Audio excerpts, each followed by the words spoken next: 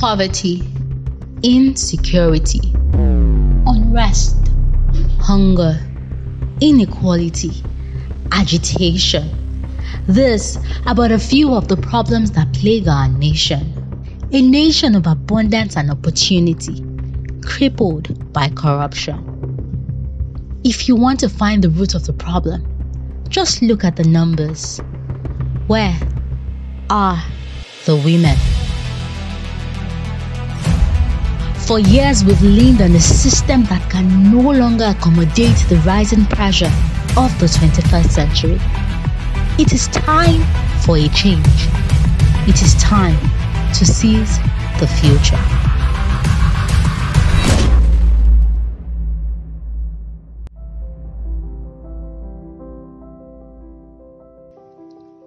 It all begins with a hunger, a longing for something that's greater than self, and a desire to push boundaries and the very foundation of everything that's limiting.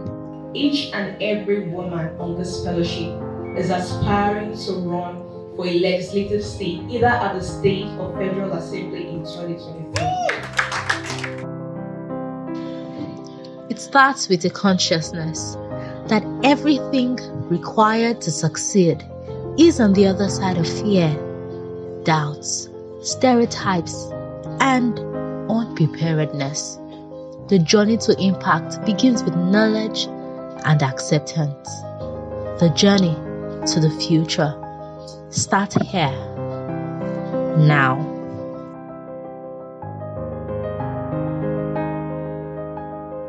My name is Fakuta Helagzia Naiwa.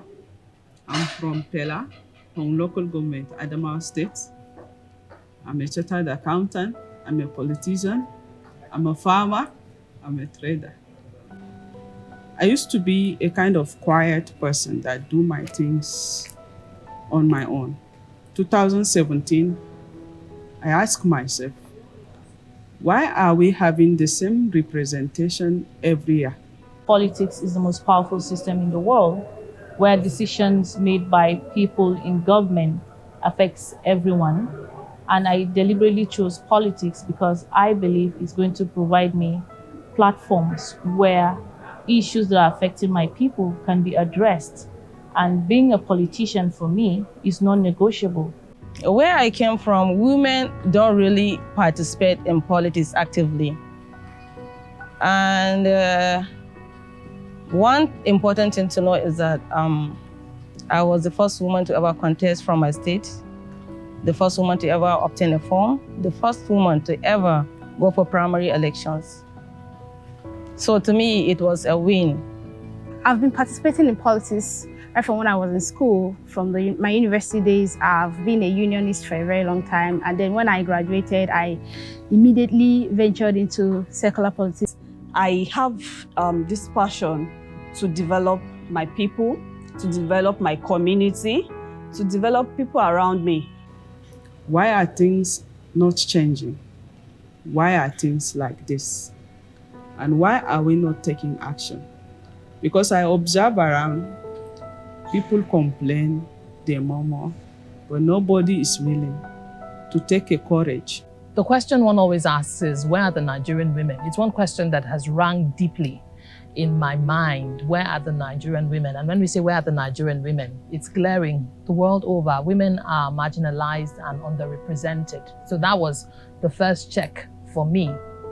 You keep wondering where the women are. Isn't it time you also throw your hat in the ring if you believe you have something to offer? So that was the first check for me. Women are marginalized, and young people as well are marginalized. So being a young woman means that being in politics is a must, because we cannot continue to have a population where half of our capacity is ignored. And then being a young person again in a country like Nigeria means that we need to get young people on the table so that their voices will be heard, because until their voices are heard, their issues and challenges cannot be addressed. So joining politics for me is a lifelong call. Are these people better than us? Are they different? They are politicians, they are one of us, they come out and contest. I believe in better representation. I believe in good governance, and I believe in better Nigeria. And it's not something that I'll continue to sit in my room and wish for it. I have to step out and fight for what I believe in. Then, I come out 2019, I took a nomination form in Advanced Congress of Democrats then. That was where I had an opportunity to contest for Gombe Hong federal constituency. Well, it was the beginning, my first experience. The second check for me is also that having covered politics, human angle stories, even the business news over the years, it's brought me closer to some of the experiences that we have to deal with as Nigerians, some of the things facing our country, and then bringing it down to home. It's also brought me closer to my people. That's why I decided to join, not the bandwagon, but to join hands with other people who have gone ahead and are already doing great things, partner, and become one of those who is part of rewriting the narrative. I did my work in a community where you walked past the water you drink. We are deep inside the creeks, surrounded by water, almost at the sea edge, even at the sea. Some of the communities are by the seashore. And some of these communities, you walk past water you drink because it's riverine. Some you have to pull into the sea to get drinking water. And education there is, it's not like what you see outside. There's no road. My constituency, as of 1980, was mapped as a world tourist center. It's a beautiful shoreline. We have beautiful seafoods. Why won't US come to me? Why won't Lagos come to my location? So it was more of promoting where I come from. It was more of saying, we are okay where we are. We just need a little orientation. I have a 4-year-old, for example, and everything I'm doing right now is because I want to change the narrative for her so that by the time she turns 18, she's able to, find it very easy, kind of. I enjoy leadership, I enjoy activism, and I love to advocate. And that passion sustained from when I was a unionist, as a student leader. I remember being president of Akwa Ibom Female Student was my initiative. Considering the fact that most times when we're vice presidents, the president seems not to carry us along. They just believe that they are the president, everything they do revolves around them. So you would be the vice president and they want your office to be redundant. So at some point, I had to gather like-minded people and said, let's start something different, where we speak for ourselves and we become president, we become vice and have all the offices to ourselves. Hence the Akwa Ibom Female Student. And when we started, it was like some persons didn't want to identify because they didn't see the vision and they didn't see where it was going to go to. But all of a sudden, we started doing programs. I started initiating programs, summits, conferences, things our male counterparts in student unionism were not doing. And when we started doing that, people in government in my state started identifying with me and our ESCOs and the entire female student. And they started mobilizing me for government functions. So they will sit as SUG president and they will not see themselves coming for government functions, but they will see us in government functions. And they will now start saying, President, I better carry us along. And people started joining the movement. I recall yesterday someone talked about mobilization. At some point, I didn't wait for people to mobilize me. I would always mobilize female students who wear white t-shirts, wear different colors and go. I joined politics because I want to see positive changes. It should start with me. And that's why when I went into office, I ensured that these things that I have stated were done by me, regardless of how difficult it was, because truth is, the economy is so bad, everybody's just trying to struggle. But I told myself, no matter what it takes, I'm going to do that. And trust me, I am so proud of myself. I'm extremely proud of myself.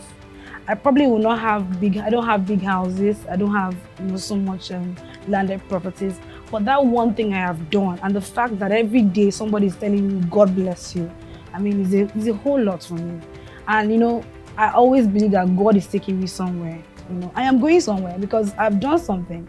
So tomorrow it's easy for someone to say, oh yeah, Allah hagu. One time in my 2019 campaign, I ran out of money. And some youth within my community, they gather money, got some vehicle and come and meet me. And say, Honorable, you told us you don't have money.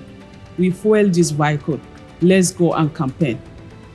Anytime I remember that time, it aches me in my heart, knowing that there are people out there that believe in the system. All they want is for someone to step out and rekindle their hope that there is better leadership in this country and things can be better.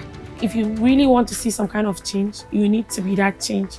And so I decided to brace up and I told myself, why can't you do it? So when they started the Not Too Young to Run movement, we fought for the Not Too Young to Run. I was privileged to be at the signing of the Not Too Young to Run at the presidential villa.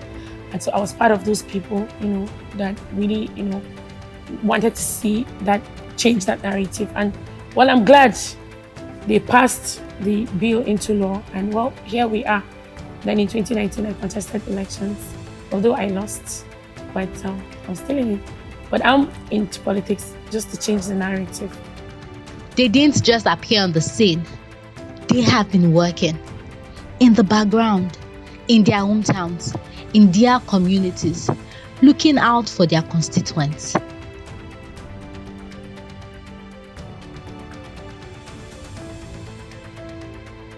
And even as they make their way to the forefront, seeking better representation and equity, the challenges facing women in politics are there.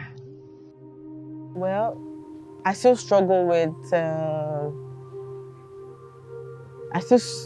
sexual harassment because you find situations that people will tell you, oh, I want to help you, I believe in your dream, and they are giving you address of an hotel. And then not even the bar, it's the room number, and they're like, there's always something to exchange for something. And then you also see situations of letters of, threats that, for one, it's two things for me. The letters of threat only prove that I'm doing something right, and then they are threatened by it. Also, my life is at stake because if I die, then there's nothing I'm doing again. It ends there. Over time, yeah, we didn't have the numbers in the past, but now a lot of women are interested in contesting for offices, but they do not have the courage, confidence to do so. There are very few women that have that, and in order to be able to conquer that, you need some backing, you need some support, you need someone to encourage you, you need someone to tell you you can do it. Sometimes you on your own verge to do it, but along the line you just run from it. It's because it's a lone journey. It was a lone journey for me. I only had my church to pray with, to tell me you can do it, just keep moving, like I said yesterday. So you need someone to be encouraging you. You need someone to support you. You need someone you can run to and say, this is what is happening. Can you help me press these buttons? If you don't have it, most of the time as a first timer, you may not be able to get to where you're going. Politics involves huge amount of money. There's no lie about that. There's no way you can come into politics of Nigeria today and you think you will just get away without having huge monetary backup. So that is a major obstacle for all the youths, because before you pick up a nomination, before you actually do your primaries, before you actually get the mandate, everything involves money. And people will tell you to your face that all the money you even spend before election doesn't count. It's the money you spend on election day that actually counts. And I think that narrative needs to change. can it really be done? Splashing money around does not give us what we really need. Godfatherism, she cannot rule over us. She's a woman. How will a woman come just like that and become our leader? Why you? Why do you even decide to come out? The men will look at it that she's a woman. She didn't belong to this cycle. She is supposed to be a housewife. She is supposed to be a mother. For her just to be at home, not to take a certain responsibility, or maybe to even be part of a decision making in our society. We really need a quota at the National Assembly, a law to be passed by the National Assembly, kind of like know that women have a position, have a place to be.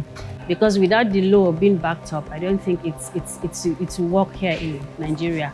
Unlike places like Rwanda and all that, you know, they had to pass a law, and Senegal and some other countries that will support them. Right now in Rwanda, they have more than 60% that are even women representing them. So with the law being passed by the National Assembly and assented to by the president, I'm sure the women will have their own quota. But then, because my opponents knew I had limited resources, they kept postponing elections. I mean, elections that were supposed to hold on a particular day, like on a Thursday, they kept postponing until like a Saturday night.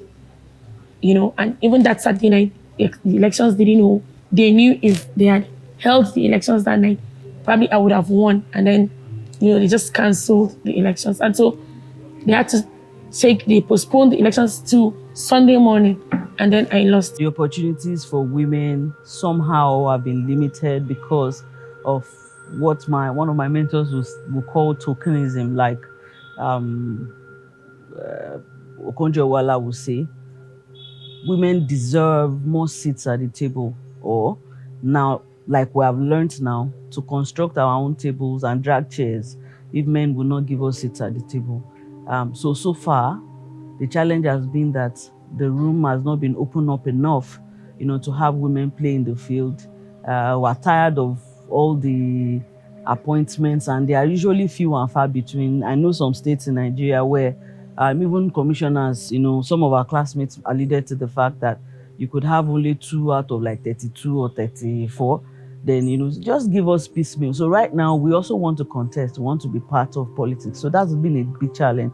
And especially with our laws, you know, the E for she thing, we want the system to be more opened up. Patriarchy, yes, it's really deep where I'm coming from. And I've experienced a couple, especially that I'm married. Everybody wants to know who my husband is and why I'm going around alone. Where's the husband? For everywhere I've been to, especially with the prime, I'd say, stakeholders always ask me, oh, where's your husband? Oh, where's your husband? He's very supportive, so he always has to get up, even though he's not interested in politics. He has to get involved so that I can move forward.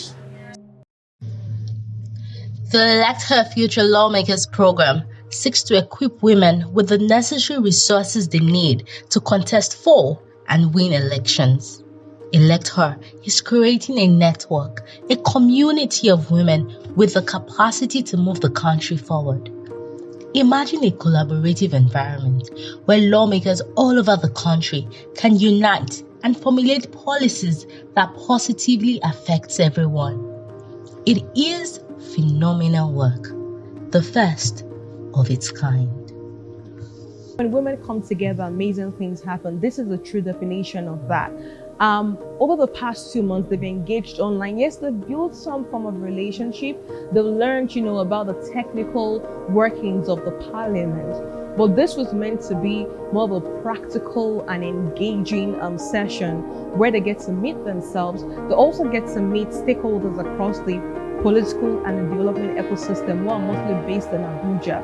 And so coming together, it's a statement, it's a movement. A future where we have, I think, as Ibijoke mentioned, not just a group of legislators, female legislators, but a new breed who actually stand for good governance, who believe in equity and justice, and who just improve the livelihoods of people. I think that a lot of people on the continent of Africa have really suffered from not having good leaders. And I think that for us, we see the ElectHER Future Lawmakers Programme as a pathway to really breed a new generation almost, right? Because we're talking of years to come, of lawmakers that people will be clear that these ones are different. Their thinking is different, and even in the way that they execute is different. And so, we want this to be a Pan-African network of female legislators who can then do wonders, because the power of the legislator cannot be undermined.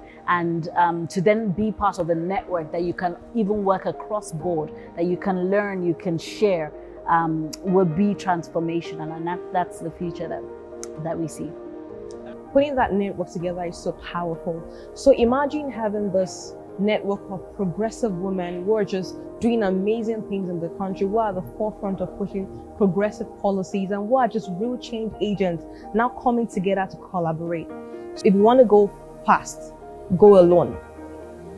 If you want to go farther, go together. And I think that's sort of like what we're trying to do here. We can't do it alone. The women can't do it alone.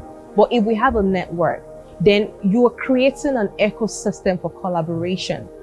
A lawmaker in Nigeria can collaborate with a lawmaker in Kenya, in South Africa. And so you begin to share experiences. And then you start seeing that, you see that synergy across Africa. Because we must really push the Africa narrative. Africa is such a blessed continent, but we are mad by bad governance. And so what we were trying to do here is, it's transformational change. And even when I talk about it right now, I have this, this feeling in my body of how powerful this can be. Because imagine you have, just on the global stage, you have the Amina Mohammed, you have the Okonjo-Iweala, they're doing amazing. Imagine if you have so many of them, what would happen? So imagine if we have women like that with the competence, class, and character now become lawmakers across Africa, collaborating. It can be so powerful. And I think we don't even understand the scale of what we're doing. And I think when these things start manifesting, the world will stop and stare for a moment and say, okay, we made history. And I think that's the powerful component of what we're trying to build here. See goosebumps on my body right now. It has prepared my mind because I have always desired to be better educated, better equipped. I'm big on quality and competence, better equipped for proffering solutions. ElectHER brought it to me and dropped it in my lap. Before ElectHER, if I didn't have to apply for a master's program somewhere, I don't know who would have equipped me for this. But you see why ElectHER is different from why EFLP, the ElectHER Future Lawmakers Programme, is quite different from a master's program, is that it is built for our immediate situation. It's fit for purpose, square hole, square peg. So I'm not learning what is not relevant to me. It's been made to suit my immediate need, and the timing is phenomenal. We are right around the election season. In fact, we are already in the election season. It's everything. It has brought other women to me and me to them who are all on the same journey, wolf pack. It has brought us in relations and relationships with people who can be of major support. They have resources, they have network that will be good for us. One of the things we are lacking in the society is mentorship for women in politics. We have so many mentors in business, we have so many people that mentors people in academics, but one thing that is lacking in our society, which I think is what ElectHER is doing, is actually mentoring, giving women the opportunity to actually come together, to get mentored, to learn from experiences. We've had several trainings from professionals, we've had several trainings from different lawmakers, which I think is actually a good thing, because in the society in Nigeria that we have, it is always difficult for you to get knowledge, you understand, because people believe politicians are actually busy people. ElectHER is actually giving us the opportunity to learn from lawmakers, to learn from people, and to also, develop ourselves. If we have the opportunity to serve, whether in the State House of Assembly, whether in the Federal House of Representatives or the Senate. Anytime I hear the name ElectHER, it brings a smile to my face. here we are, we're sitting in the Federal Capital Territory. In case you don't know, we are here for the learning and engagement session. It's been a couple of months of intense classes, virtually, having to meet accountability partners, being in the same chat room with women from different parts of Nigeria. But the convergence on Abuja is the highlight for me, first of all. You know, it brought it closer to home, what ElectHER is about. You know, matching words with action. What's ElectHER about? Creating more spaces for women in the political arena, ensuring that the 35% affirmative action, we are a little bit closer to it. We are a far cry from it. I think about 4.1% or thereabouts. But, you know, bringing us a little bit closer to realizing that dream that is enshrined in the National Gender Policy, the 35% affirmative action. So ElectHER, that's what ElectHER is simply about. Creating a level platform for women who may not necessarily have had the opportunity, or women who even had the opportunity but were afraid to go on because of uncertainty. So coming to Abuja, meeting the ElectHER team, meeting all the other women, the networking, capacity building, because it's one thing to say, yes, I'm a queen in the trenches, in the grassroots, but it's another thing to be able to represent your people adequately. So ElectHER is creating women who are balanced. And for me, I'm so big on balance. We've learned money is very important, but even if you have money and you don't know what to do with the money, what next? Then, okay, you have capacity and then you don't have network, or you have the mental capacity and you don't have the right networks to push you. It's not enough. So it's just a mix of everything for me. ElectHER, thank you, simply put, and keep doing what you're doing. From when I was 16, I said I wanted to run for president.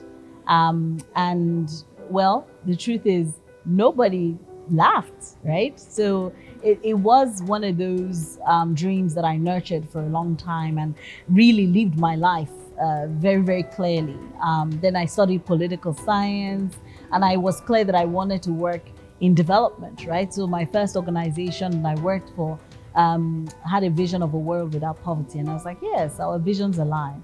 And so, you know, cut long story short, in 2017, I had some time to reflect after having my twin babies. And I was thinking about, yeah, Bosse, what happened to this dream?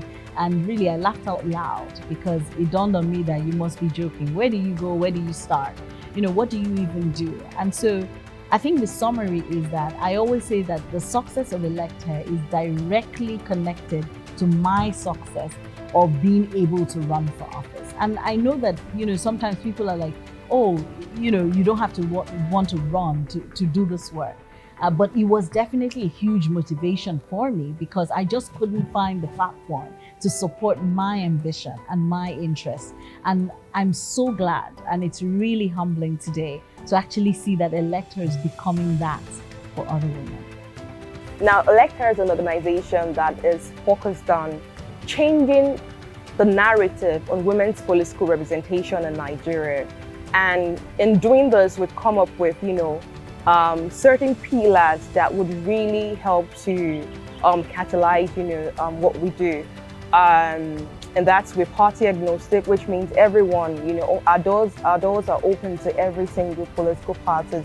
So regardless of your religious affiliation, your political affiliation, ElectHER is here for you. So far you are a competent woman, you know, running for the right reasons and really care about the social economic development of Nigeria. I think that it was important for us when we started to actually have really important conversations with critical stakeholders.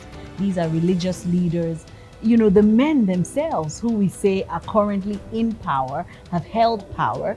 How do we ensure that we have male allyship for them to understand, look, we're not just saying women should take leadership positions for ourselves, but we're saying that society will be better when women are also co-leaders alongside you.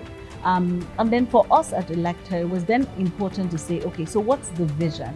So as you know, we are bridging the inequality gap in terms of women's representation. We're starting with Nigeria, and the 2023 elections are, right ahead of us. But we really hope that we can take the work that ElectHER is doing across Africa. Now, I'm saying Africa because that is our most immediate reality. It reflects some of the things that we see here, and we have common challenges. Now, all those countries across Africa that have achieved women's political representation have done so through the quota system, either voluntary, either legislated, just some form of quota system, saying we know that there is a significant problem and there's an urgent need to change the narrative, which means we need to put in place temporary special measures. And so for us, as we're doing so many things, and what we're trying to do is that those dotted lines, you understand, they're connecting dots as well, which can really help to bring them together. We also want to be a policy influencing organization, and I think we've spoken a lot as to the power of the ElectHER Future Lawmakers Programme to become that policy influencing vehicle, where if we want to reduce maternal mortality, infant mortality, if we want to eradicate the child brides that we have in Africa, with Nigeria having the most number, then we need women in these positions of power in the legislature to be able to make the laws and push policies that actually bring this type of change. The third one has to do with democratizing politics. And in doing that, we want people to understand that politics is important for everyone. Democracy is important for the survival of the entire world, but also for socioeconomic advancement, which means we have to democratize it. We have to ensure that everyone is an equal stakeholder. And in doing that, we have a 4-year approach, which is engage, encourage, equip, and enable. Now, the engage part has to do with behavioral change communications. The encourage part just means just getting women to do it. Just say the side. The equip part is capacity building, which means, look, there are gaps in the system, the world is changing, there are different problems. How do you approach problem solving, critical thinking, and then the final one is enable, which is increase access to social, economic, financial, and technological capital. And so, as an organization, we're putting all this together to ensure that we can really shape the narrative, and we're thinking about impact as skill. First, we conquer Nigeria, and then we take over the rest of the world. So I think for the future of ElectHER, what we want to see is actually more institutionalization of some of our programming in a way that women, wherever they are on the continent of Africa, can become a beneficiary of the work that we're doing. Women lead differently. They see the world differently. They have empathy. They do not necessarily make better leaders, but their dynamism and different perspective might just be what we need to move forward. When you hear female politicians as opposed to hearing male politicians, it's the same thing in a country where there may be racial issues. You won't necessarily hear the dominant race say, for example, white politicians, but you heard Black Lives Matter. Everyone has heard that, because it is the people who are, let's say, discriminated against in terms of representation that need to speak louder and need to be heard, and those groups need allies too. It's not just about the women or about Black people. It's about even the privileged people understanding that in any society, if your representatives or in this case the legislative arm is not a reflection of the society it claims to represent, then is it really effective representation? Is it proper representation? Why now? The second part is, why do we need more women in politics? There are many issues that are unique to women, unique to children, and unique to the other minorities. And if you are not if you're not a person who has been in that position or who has access to understanding or seeing those issues, you may not, even if it's not about not wanting, it's about understanding. Because it may not, that's why it's not anti-men. I think that should also be clarified. Wanting more women in politics is not anti-men. We need men in politics. The society is made up of men and women and children. So it's not about being anti-men, it's about having an equal, at least close to equal level of representation, so that our legislators are a reflection of the people in office, not just the legislative arm of government. Every arm of government is a reflection of the people it is supposed to represent or fight for. So in this case, we need more women in government, we need more women in the legislature so that we can push legislation and policies that are a reflection of society, a reflection of the needs of people, a reflection of things that are peculiar to each group. Maternity issues, for example. There are countries where we are thinking of things in those respects, but if you're a legislator that doesn't really, you may sympathize, but you may not really understand why you're even being sympathetic to those issues. So to cut it short, we need more women in politics. We need more young people in politics so that our society and our leaders can be a proper representation of everyone in that society. And we need more people across the social strata so that it can be a proper representation of everyone. Are we going to get leaders that will bring us out of the mess that we're in? Because we are in a mess. The country is in a mess right now. We're on a ticking time bomb. So, aside just those fears, like, are we going to get this right? I think that's like how do we get this right? Nigeria as it is now needs nurturing, and women nurture. If you look at countries like Rwanda, and you see they're doing so well, and then you'll be wondering, is it the president alone that's getting these things done? And then when you realize that there's so many women in government, in Rwanda, in the parliament, in the executive, there are a lot of women. And the country is working. And like I said, Nigeria needs nurturing, so you need women to come in to, nurture this country.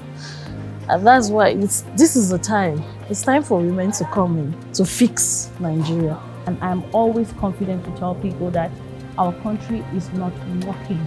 Our continent, Africa, is not working simply because our society has deliberately ignored the capacity of women. We are intelligent, we are competent, and we have all that it takes to deliver good leadership in this country. And until and unless we have a gender-balanced share of power, Nigeria will remain as it is. There is a saying that says if you have a woman, or if you educate a woman, or if you give her leadership, it's like giving it to the whole world, because she can't just do it for herself. She does it to her people and all that. So as for me, I don't think I'll just do it for myself. I will also do it for my constituency. That's my aim. I will make sure I represent my constituency properly. If ElectHER, as a party agnostic organization, will engage parties to present women who have been baked and cooked, ready to run and win, to the parties, I believe with all my heart the parties will accept easier than if the women approach the parties alone. Whilst ElectHER maintains her place as non-partisan, she is an influencer of women in political parties. If she will take that place as such a non-partisan influencer, we win. People who vote need to understand that women can lead. And so it's important for us to sensitize voters to not be surprised to see a woman on the ballot, right? Because yes, it's not a thing yet. But when you see that woman on the ballot and you're looking at her male counterpart, if the woman is better, then vote her. And so in terms of what we would like to see, we want everyone to know that nation building is everybody's business. And this includes whether you're an individual, whether you're an organization, a small business, a big business, whether you're in oil and gas, whether you're in private sector, public sector, regardless of what sector it is that you're in. Nation building is a collective responsibility of ours, and one that we must not or no longer take lightly. Because when we ignore our responsibility, then insecurity is what we'll experience, right? Food shortage is what we'll experience. Unnecessary deaths, kidnapping is what we'll experience. So I think that really it's time for people to see that what ElectHER is doing is not for ElectHER alone to do, but it's for everyone to get on board. You can do something. You can help us train more women. You can help us support more women. You know, you can help us expand the work that we're doing. Bringing change. Women can see things and cause a change in a minute. Why? Because they see differently and they lead differently. So I feel it's very important to have women in power. It's very important to have women in the seats of government. It's very important to have women run things for once in a long time. Men have been in this game for far too long. I think women can come and cause a change. And also, I mean, talking to equality, it's important we have equality in Nigeria. I mean, we've had that whole imbalance for so long, imbalance in power. Even when you check top 20 CEOs in Nigeria, you hardly find a woman there. So it's important that this equality, not because women cannot do it, but they've just been pushed out. Why? You're married, or you're a mother, or you have children to tend to.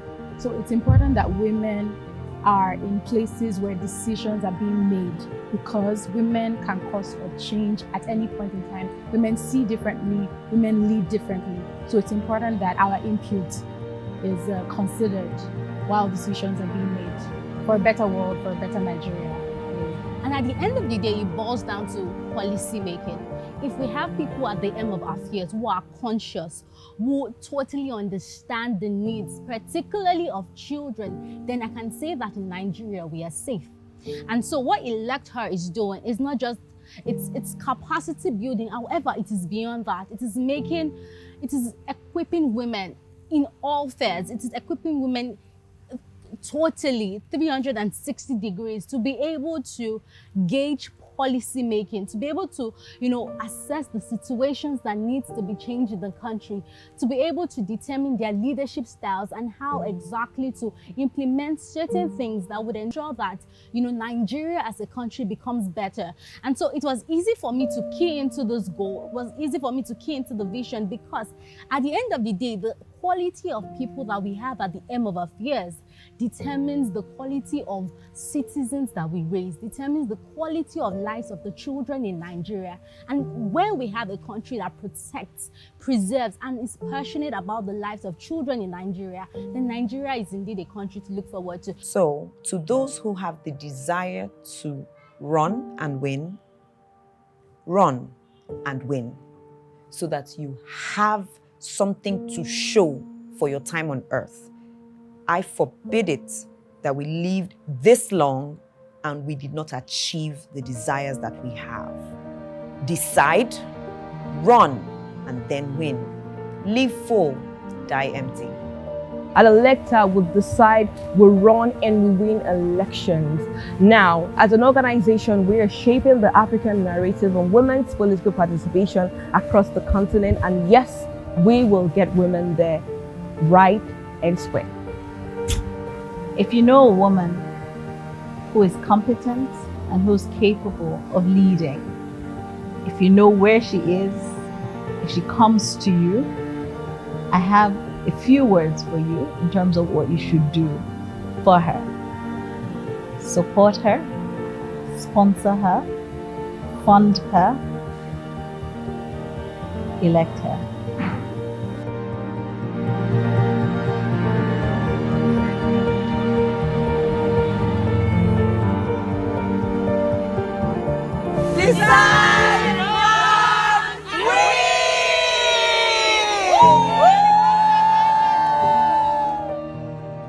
My name is Timi Olushola and I am an ELFP fellow. My name is Nella Andem-Ewa and I'm a proud ELFP fellow. My name is Honorable Ekemi Barakun and I'm an ELFP fellow. My name is Emana Ambrose Amawe. And of course, I'm a proud ELFP fellow. My name is Mabel Omolola Demuku and I'm a proud ELFP fellow. My name is Barrister Jamila Babuba.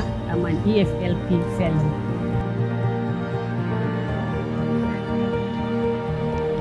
Now, these women have decided and would run for office come 2023. Would you answer when they call, or rather sit on the sidelines? Remember, no nation can develop by accident.